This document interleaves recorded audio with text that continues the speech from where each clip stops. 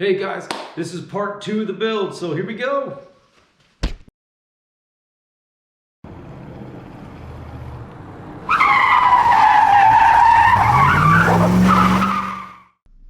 What's going on, people of my people? You are my people, I know the way. Welcome back to Downrange Garage. It's Devin, and we are back on the Ridgeline. Hallelujah. So, today, I'm going to get these struts pulled down and actually add in the lift kit for it now. Now, I got to change a intermediate shaft in between the transmission and passenger side front CV axle. So we're going to do that while we're in there too. And we're going to get this thing a little bit higher. So, enough talking, let's get to work.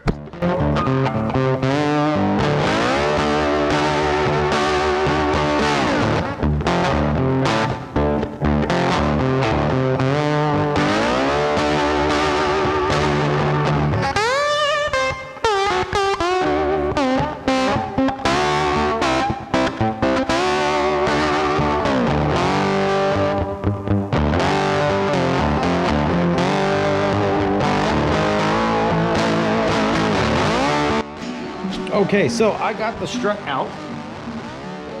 Next, I'll be working on the axle and the half shaft, or intermediate shaft. But just to give you an idea, those are the mounting points for the strut. So you gotta go down through these access holes here. Gotta pop these little covers off. Just get down there with a 15mm and take it out. So later on, I'll put the new strut top on the strut and remount it in there. But for now, we're gonna get focused on working back in here. I figured it'd be easier just to get everything out and out of the way. And then I can go ahead and move forward with the next section, because that in there is gonna be a pain in the butt. Let's get to it. Whee! Okay, so I fought with the CV axle a little bit. I got it out. Now what I actually ended up doing is I took a long screwdriver, kind of see it down there, but it's a long flathead screwdriver, like that long, and I got it up on the back side of the CV axle right here, and I hit it with a hammer and it drove it out, and it came out pretty easy that way.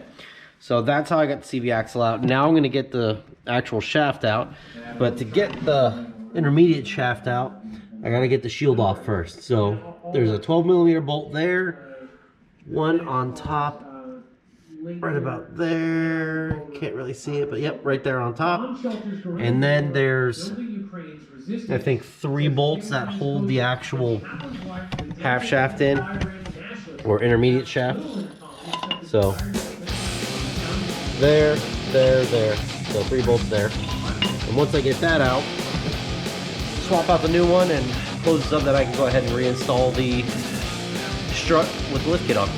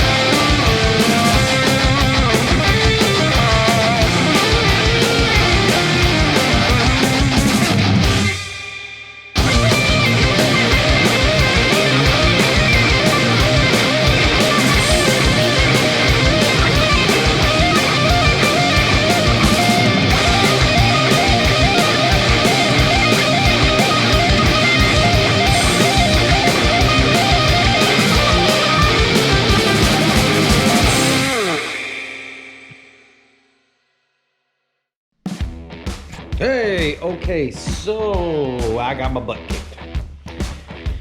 So I got the new intermediate shaft installed right now.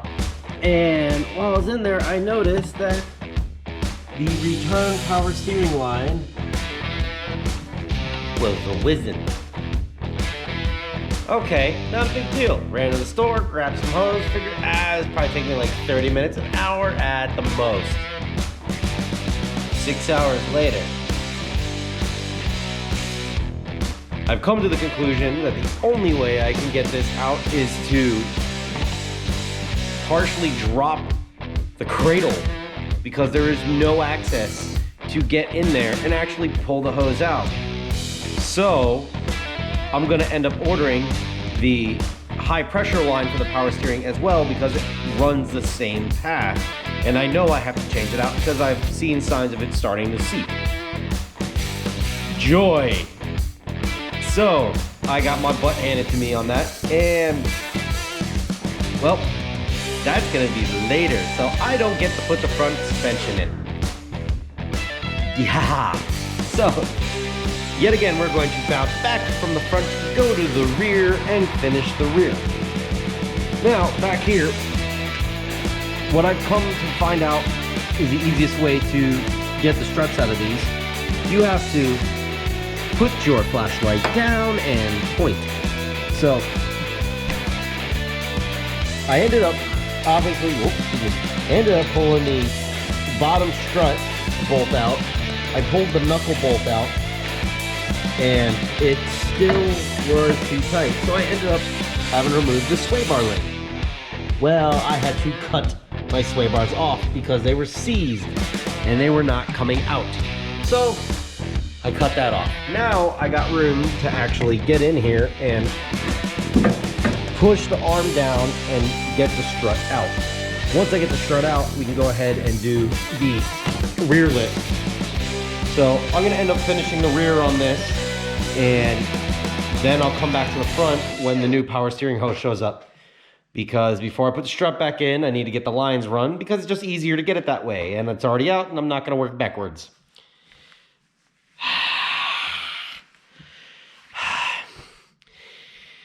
This truck's kicked my butt. I admit defeat, but I'm not done. I'm gonna put it back together. But holy cow. So anybody out there who owns a Honda Ridgeline, I feel. I never worked on many of these.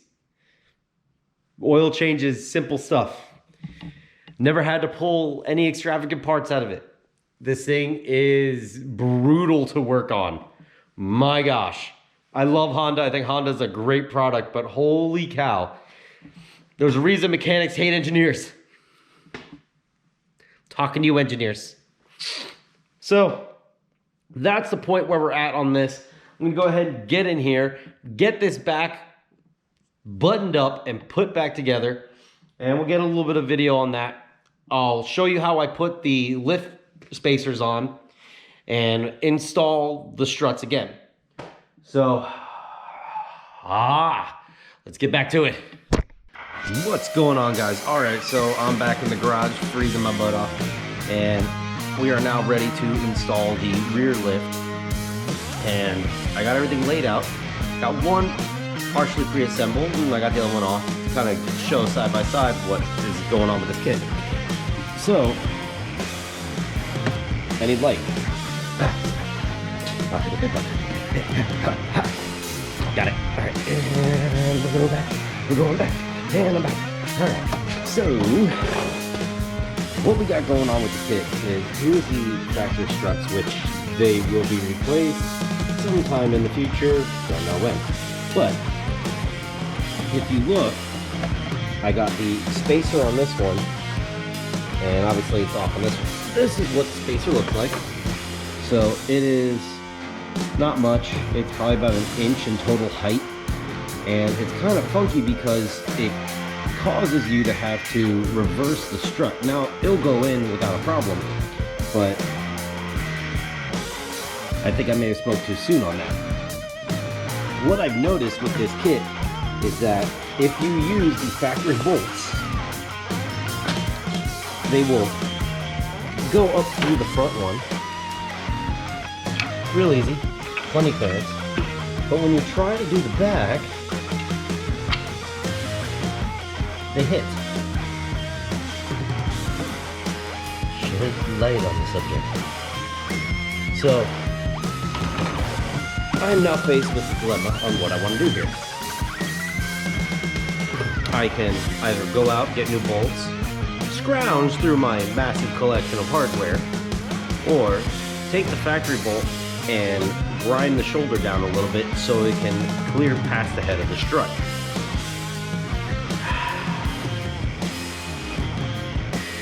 It ain't one thing, it's another. But I don't know, I'll make that determination here in the next little bit of time. So I will have all that installed. Now I already pre-installed my new Move sway bar end links. I went with Move because they're a better quality product and they're a greasable fitting. So they'll last longer and I can actually grease them and keep them healthy. I'll get these in here and buttoned up, and I'll get you one more quick glimpse of what they look like installed, because, well, show you what they look like put in. Now, unfortunately, you're not going to see the end result in this video of the truck on the ground because I am waiting for a high pressure power steering line, because what I have to do to change the return line, I might as well change the high pressure line, and that is a massive ordeal in itself. I did not expect this project to turn into the utter bear that it was. It just had a lot of maintenance that needed to be done on it that was never done. And everything was so grimy and sludgy and rusted that nothing came off easy. Everything needed to be cleaned. Everything needed to be wiped down and had the gunk scraped off of it. Because I'm not just going to put sludgy parts back in. If I have it out on the floor, I'm going to clean it. So that's what I ended up doing. But, anywho. So, over here though, now I have the other side already installed. Move the pretty light. So I wanted to show you the front lift. Now I measured it out. The front lift is approximately 2.5 inches. The kit says 2, but this is 2.5, and add in geometry in the front, it will probably get closer to about a 3-inch lift, which I was kind of surprised about, but that's cool. I'll run with it. It doesn't feel too shabby. I mean, it seems like it's good thick plate. It's all 1/4 inch. It's just stitched weld though in a couple spots, and I'm not really a huge fan of it because they are very small stitch welds, and for the kind of forces this thing's going to be seeing, I don't know. I may end up having to fix these in the future. I may throw them in the trash. We shall see. But these are real easy to go on. Now, they do fit in one particular way, so you gotta find the happy place. Find my happy place. My happy place would be in front of the TV right now, but that's not happening. Come on, I can do this. I'm a mechanic. Hey, there we go. And the fronts go on like butter. You can use the original nuts to cinch down the bottom half, and then it comes with brand new grooved lock nuts for the top. And you just slide that sucker up in there and button it down. Now, I actually ended up, before I'm done with it, after it's back on the ground, I'm going to squeeze my narrow behind underneath the truck, and I'm actually going to tighten the control arm bolts. I'm going to leave them just a touch loose so that bushing can rotate to its new position.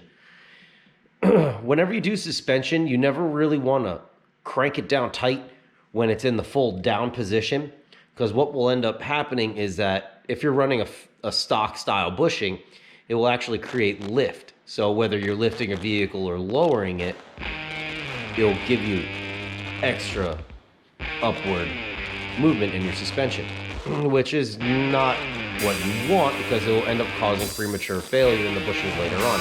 So once I get it back down and the weight's on it, I'll go slither underneath this thing like a flipper snake and tighten all the control arms back down. That way they're cinched tight. And after that, I'll end up taking the alignment shot. Now I do plan on getting camber bolts for the front struts. Moog also sells them too. I plan on replacing whatever suspension components I can with the Moog. I like Moog products. I think they're durable, more heavy duty. So that's the stuff I'm gonna run. But once I get it completely sat down and I get everything tightened up, I'll go ahead and take this to the alignment shop and have the alignment shop do a nice full alignment. I also plan on buying these upper links here. They sell camber links for these as well, so I can get the rear end dialed in real nice too. I want to make sure that this thing tracks and rides really nice. That is the whole purpose of this. All my other cars have moving suspension, hydraulic, airbag, so that's a whole different beast in itself. But for this one, it's a static suspension, it's a lifted vehicle. I want it to be right. I want higher longevity and the whole nine. The only way to do that, put the right parts on it, get the alignment right. But with that said, get to work. All right, so this is the end of part 2. Stick around for the final part where we finish the truck up and we take it out, see how this thing does. Here we go. See you around.